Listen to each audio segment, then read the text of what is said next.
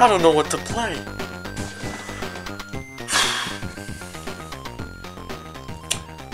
Man.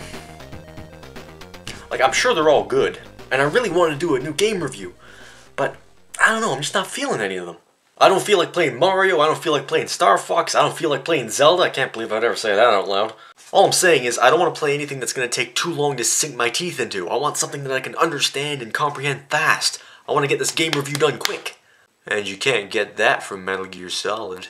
If it's not any of those games, then where am I going to find some kind of quick time killer for me to talk about?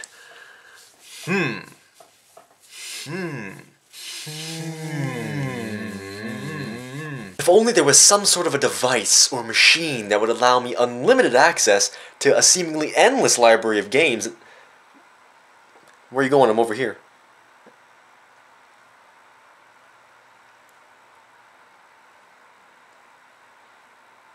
Well, I guess that's a good option. Oh yeah, computers! Well, specifically the internet. There's so many options, how could I forget about that? I guess logging on to the old PC must have slipped my mind for some reason. Because I'm a puny console peasant. Or whatever that bullshit is. Now, as I said, and what is probably common knowledge nowadays, the amount of games that you can play on a computer are endless. I mean, you have emulators, MMOs, just stalking somebody on their Facebook page. But today, or tonight, if you want to get technical about it, I want to take a much simpler approach to the kinds of games you can play on a computer, specifically browser games, also known as flash games. No, I don't think any of those even exist, but that would be really, really cool. The great thing about flash games is that most of them are free, so all you really need to play them is an internet connection, at least one that wants to cooperate. And they're also pretty awesome because they're made by just the average Joe who wanted to make a game. A lot of these games ended up being made by just one or two people, so they were really simple in design. But that's okay, because sometimes all you really need is just a fun time killer. Now there are a lot of these kinds of games out there. Newgrounds, Miniclip, Addicting Games, I mean it's endless. But as the title would Shane, the title's down there. But I don't know, maybe YouTube, when you're watching this, they've changed the whole layout again.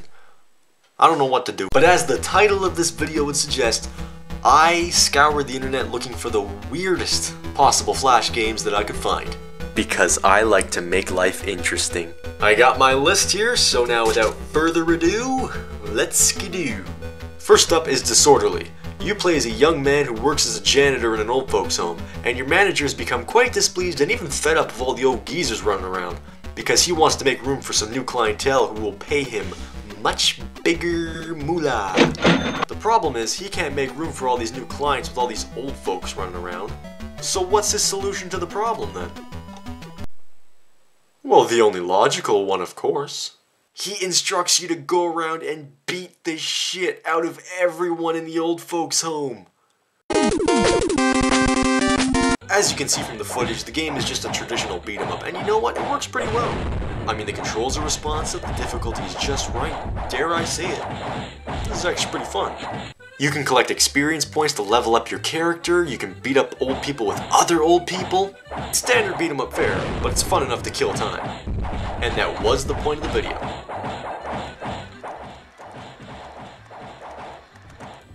You want to hear something tragically ironic? I used to do some part-time work in a veterans hospital, and I'm getting enjoyment out of playing this. There's a special place for me in hell. Next up we have Bush Shootout, and the title sums it up pretty well. Just like Disorderly, the setup for the action here is pretty simple. All that happens is terrorists bust into the White House and Bush grabs his rifle to retaliate in self-defense. I mean, it's a pretty normal reaction to have. I mean, who would not take extreme measures to defend their home from uninvited guests? I told you not to come back. The entirety of Bush Shootout boils down to this. 3 levels. Shoot everything. Yep. Once again, it's pretty straightforward, but it's functional enough to be a good time killer. It's kind of fun. The only irritating thing about the game is that when there's way too many enemies on screen, there's just a barrage of bullets and I'm stuck behind cover and I have no chance to fight back. God, they won't stop fucking shooting. God. Fuck, man. Next one is called Achievement Unlocked, and it's actually pretty cool, and from what I understand, it got quite a bit of attention when it was first released. Basically, you play as an elephant. I love elephants! Steve, that was for you. The game gives no clear goal of what you're supposed to do, so you just start jumping around trying to figure it out.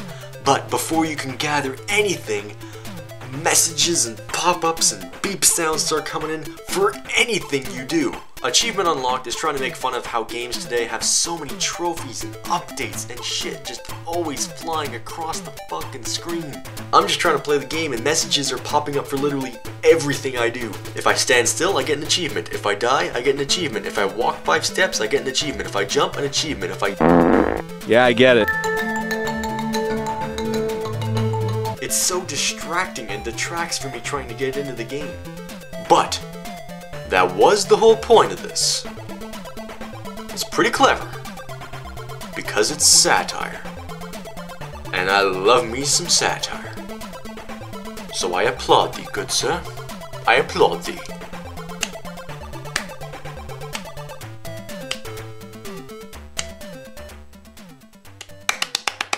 You hungry for more weird games? Is your appetite not quenched? Are you starved for more? Well, good, because the next game is Orphan Feast. So Orphan Feast takes place in the Victorian era, and you play as this creepy, grey, dark Steve Buscemi, and the goal is just to go around and collect as many children as you can to serve yourself for dinner. Times were tough back then, folks. Man's gotta eat. For me, this one's novelty wears off pretty quick. I mean, you just move to the right, eat kids, fend off their angry mothers. I'm pretty sure Jonathan Swift would have gave it Game of the Year. I will say that for some free online browser game, the visuals are actually very nice. The dreary and bleak look of the game really captures that gothic style that so many movies and games that are based in that era really try to present. And I like it. Now, even though this one didn't impress me all that much, I gotta give it credit that it's one of the much better games I've played that's based in the 1880s. Because that one is okay. Now, we're about to move on to the next game, but I must say, avert your eyes, children. This next one will contain controversy. I mean, 'cause I'm known for my controversial material. Apparently. Bible Fight. It lets you live out all of your favorite religious battles. Place your bets, people. Who's gonna win this round? Jesus versus Mary? Noah versus Satan? What's your dream battle extravaganza? Seriously though, this isn't half bad. It's a pretty straightforward fighter. The controls are tight, the visuals are nice, the music is epic, and those special moves are pretty wacky. The real appeal in playing this game is just seeing how bonkers the whole situation is. Unless this isn't bonkers to you and you're serious about religion, which is fine, and you're just curious about who would win in a fight. So I gotta ask you something. Have you ever wanted to relive your puberty glory days? No? Neither have I. I mean, I'll openly admit that midway through high school, my face looked like one of those all-dressed meat lovers pizzas you get from Domino's.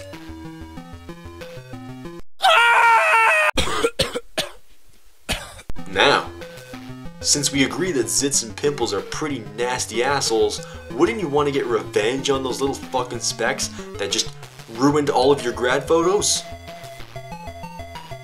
No? Then skip ahead in the video.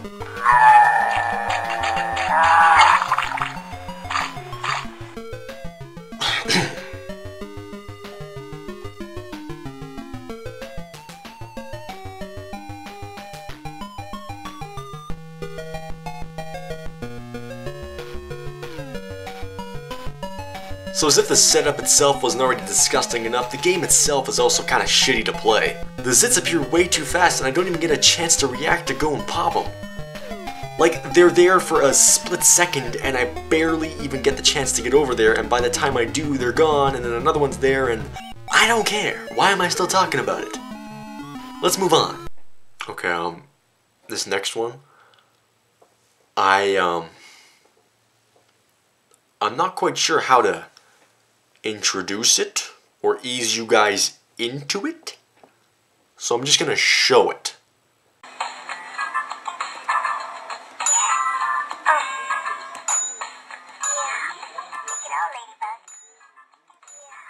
You help two ladybugs bone by playing Dance Dance Revolution.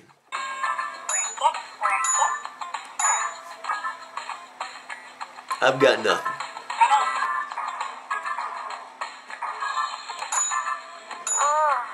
Have you played DDR before?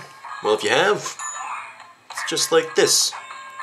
You hit the keys in the right rhythm to the music, and the more you do it, the more ladybugs do it. It's a game, and I can play it because it's a game, and I'm playing it, and it is sure as shit weird, so that's why it's on the list. Well, ladies and gentlemen, I saved the strangest game for last, and it would appear that we are at the end of my list. So, I'm not usually a guy who's at a loss for words, but I've been kind of broken down by eating children and watching ladybugs screw. So, I need a segue. Do you like Space Invaders? You know, the beep, beep, beep, beep, yeah. This is kind of like that, except there aren't aliens, and you're not a tank, because instead of fighting aliens and being in a tank type thing, you're,